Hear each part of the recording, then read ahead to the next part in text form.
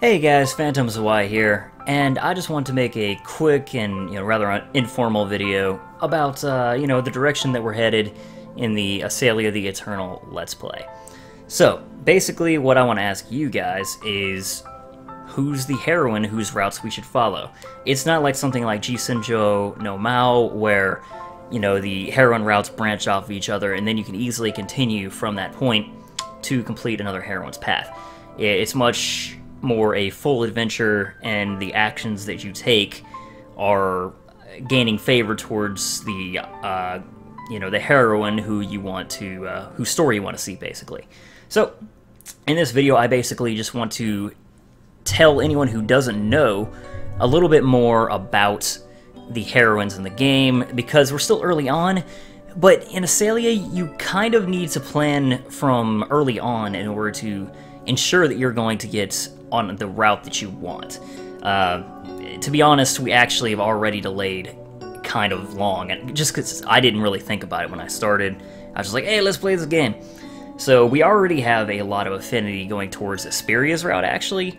But before I go any further with that, I want to, ask you guys whose route we want to go on, and if possible, we're going to try to steer onto the route that you guys are interested in. So, let's talk a little bit about the heroines in question. Okay, so the first heroine we're going to talk about is Aselia. Aselia Blue Spirit. Aselia is the titular heroine of the game, of course. As it says right here in the little screen you're seeing on the official website, blue-haired girl who speaks little and rarely shows her emotions. She believes that battle is her sole purpose in life and places great importance on the eternity sword she wields. Her halo takes the form of wings. So, got the white wings over here and all that good stuff. Basically, Aselia is really quiet. She's very serious and focused, but it's not because she's cold or callous, as it really initially appears. It's because she is so focused on the will of her eternity sword that she basically, that's all she really thinks about. That's all she cares about. She and her sword are almost one. So, Aselia's routes, it's nice because she's the main heroine of the game, right? The quote-unquote main heroine. But her route isn't like a route that's basically shadows over all the others. It's basically not a whole lot more fleshed out than, any other heroines in the game. Which, is to say that thankfully they didn't show a lot of favoritism with one heroine's route over the other. So, even though she's the titular heroine of the game, that doesn't necessarily mean that her route is going to be the best or anything. So just keep that in mind. If you have any questions about any of the characters that I'm talking about, feel free to ask them in the comments and I'll answer them as best I can. As it is, I'm going to leave a straw poll link in the video description for this video, where you guys can vote for whose heroine's route we should be on. But let's continue for now. The second heroine we're going to talk about, and again, just a very quick overview of the heroines. I'm not really going to go into massive detail here. Also because I don't want to give major spoilers because we're doing a Let's Play of it. But anyway, the second heroine is Asperia Green Spirit. A green-eyed, brown-haired girl who is known for her gentle, self-sacrificing nature. She is the unofficial leader of Rakiosa's spirits, but has a tendency to think of spirits like herself as existing to serve humans. Her halo takes the form of a shield. So, we've already seen both Aselia and Asperia in combat. We see that they're both quite good in their own ways. Asperia is clearly a defensive spirit. And she's very much the motherly love interest of sorts, not to, make that sound creepy, but basically she's the mature girl who is a caretaker, is what I'm getting at here. So she's responsible, she's dutiful, she's very mindful of not only her position, but, the position of the humans around her, and she tries not to overstep her bounds because she considers spirits like herself as existing, as it says here, solely to serve humans. She considers herself in existence below humans, and basically tries to instill this belief on, the other spirits around her, particularly Aselia and Orpha, as, they're really close to her. But, one way or another, Asperia's route I kind of like, but I like Asperia as a character. And there's no route in the game I think is bad. But, yeah, Asperia is a good character, an interesting backstory, and, yeah, if you are interested in her route, vote for her. The third one we're going to talk about here is Orphaliru? I always just call her Orpha. Red Spirit. I love how all their names are, Blah Spirit. That's obviously because spirits are, they're born of mana, and also, like, they aren't born in a traditional way, and therefore they don't have last names, so they just call them, blank spirit based on their elemental affinity. But anyway, an innocent, carefree girl with crimson eyes and flame red hair. She takes to Yuto, quickly calling him Papa.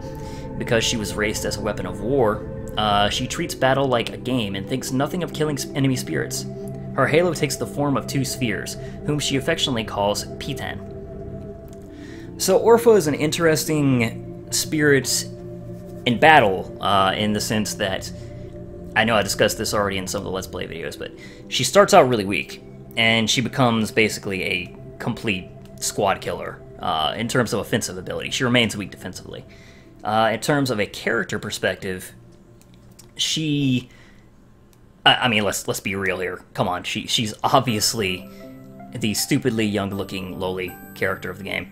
But with that said, I think that she's an interesting character because it's easy to see her growth in her routes, and basically, though she acts like a child, you get to see her maturing and growing to realize many different things, not only, about Yuto and about herself, but about life in general, about the nature of spirits, all kinds of stuff. So, yeah, Orpha is obviously going to be for the people who enjoy their heroines happy and bubbly, and are into that kind of thing. Okay, next. We have Lestina di Rakios, the first non-spirit heroine. So Lestina is the princess that we've seen several times already, of Rakios. She initially appears very cold and actually even kind of cruel, at least from Yuto's perspective, because we see her basically being like, you're going to have to fight for us or die. And, that's straight up an ultimatum. And she even threatens, we have, Cowdy, that what will happen if you choose not to fight. But there's more to Lestina than simply that, of course, as you'd probably expect. As it says here, she does have quite a severe demeanor because of her, her birthright, I suppose you'd call it. And I guess she's kind of a typical princess character in that, she accepts her responsibilities, but she kind of abhors it. I won't give away too much, but if you're into Lestina's character, her route is unique in terms of how can I put this?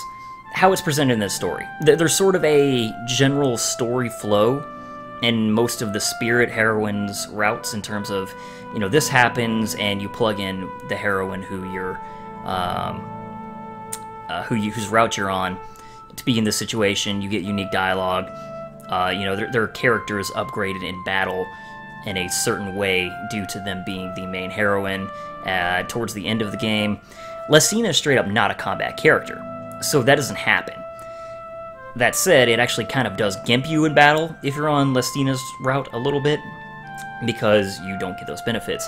At the same time, the story just plays out a tad differently. There's not any vast sweeping changes or anything. So, if you're going to vote for Lestina, do it on the strength of, you're interested in her character and her backstory. We've seen a little bit about Lestina already, so, if you're interested in seeing specifics, check out the videos. Okay, next we have Uruka Black Spirit. Uruka, I'll just go ahead and read her little blurb here, and then we'll talk a little bit more. The captain of the Holy Sargios Empire Special Forces Unit. She is known throughout Phantasmagoria as Uruka of the Jet Black Wings, and feared for her lightning-fast sword draw. She is the quintessential warrior, a stoic, who thinks only of how to improve her skill in battle. Uruka's halo takes on the form of wings, but unlike Aselia, her wings are black, as it kind of says there, rather than white. So, okay, I'm just gonna say this. Uruka is fucking cool. She's kind of the stereotypical, Japanese warrior kind of cool, in that You know, she's like, oh, I'm so focused on battle and, you know, seek to hone my skills. I must train and train and, you know, that kind of thing. But at the same time, she pulls it off pretty stylishly. And it's one of those situations where, you know, you go on her route and you get to see a softer side of her.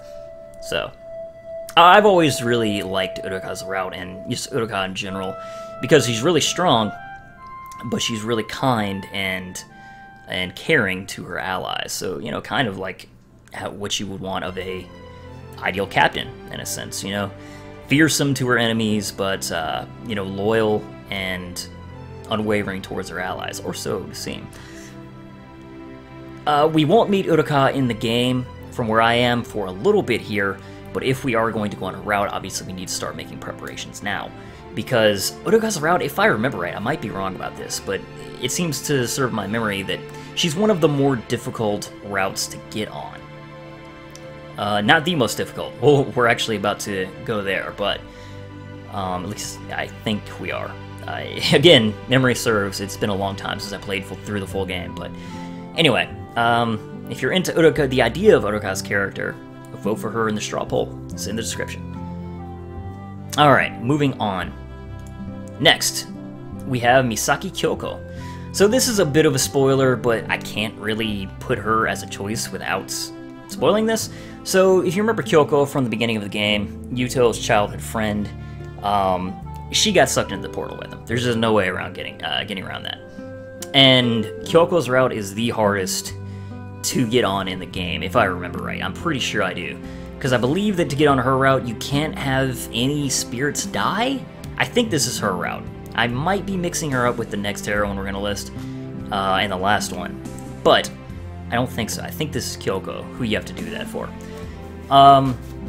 So there's a lot of preparation involved in getting a Kyoko's route. Really, I've never done it without being on New Game Plus, so it will be a trial to get on her route, if I remember right again, if we're going to do it. But perfectly willing to give it a shot if you guys are interested.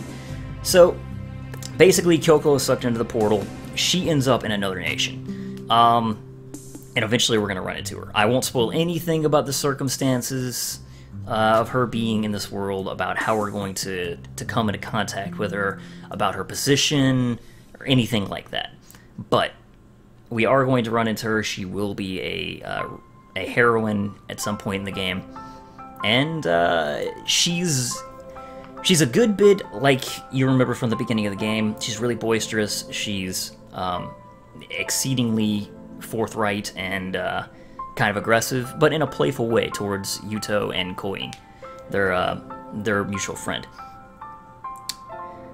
Kyoko is... She relies on Yuto for a lot of things, but she's also extremely stubborn and wants to be independent, but at the same time can't help but rely on him at times. So, anyway, if you're into this sort of, you know, childhood friend trope and are interested to see just how Kyoko's route might go, given their history, and her being the sole heroine from the original world, from Earth, with Yuto, then vote for her in the straw poll. And that's... Actually, no, wait, there's one more heroine. Okay. The last heroine, Kurohashi Tokimi. If you recall, Tokimi is the shrine maiden, quote-unquote, that we met that actually took Yuto into the world of Phantasmagoria. She pulled out her sword and Yuto was sucked in. So, again, can't avoid spoilers here. We are going to meet her again, though I guess that's kind of obvious because it was clear she was an important character. But Tokimi is a heroine in the game, and she's clearly very mysterious. Just what is her desire? Just what does she want? Those are questions I'm not going to answer here, but as it says here, she's slightly ditzy when it comes down to it, but at the same time, she's also...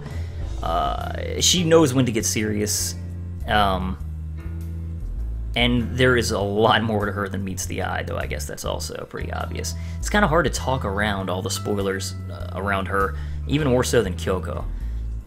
But anyway, I won't even try. If you're interested in the mysterious benefactor that took Yuto into the world of Phantasmagoria, then hey, vote for her in the straw poll.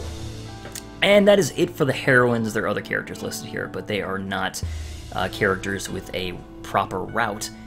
And so, that's going to do it. Hopefully this was a little informative. If you don't know anything about the Aselia the Eternal characters, did the best I could on a very, you know, quick and sort of, you know, run-of-the-mill, just off-the-cuff description of them. No preparation really went into this whatsoever, other than me being like, I need to do this. So I apologize for it being just so ramshackle. But hopefully you enjoyed it. And don't forget to vote for the heroine of your choice in the straw poll. Like I said, there is a link in the description for that straw poll. I'll probably leave the poll up for about 5 days, maybe 7 days. It'll depend. But anyway, it is about to be Saturday, so I'll probably leave it up until at least the next Friday. And I may leave it up until the end of Saturday. But again, not going to commit to that exactly, but I will make a note in the comments section of this video when the voting has closed, and I'll probably put an annotation in the video if I remember. But hey, you know, I'm very scatterbrained, as is easy to tell, so hopefully I remember. Anyway, thank you guys very much for watching, and I will see you all in the next Aselia the Eternal video.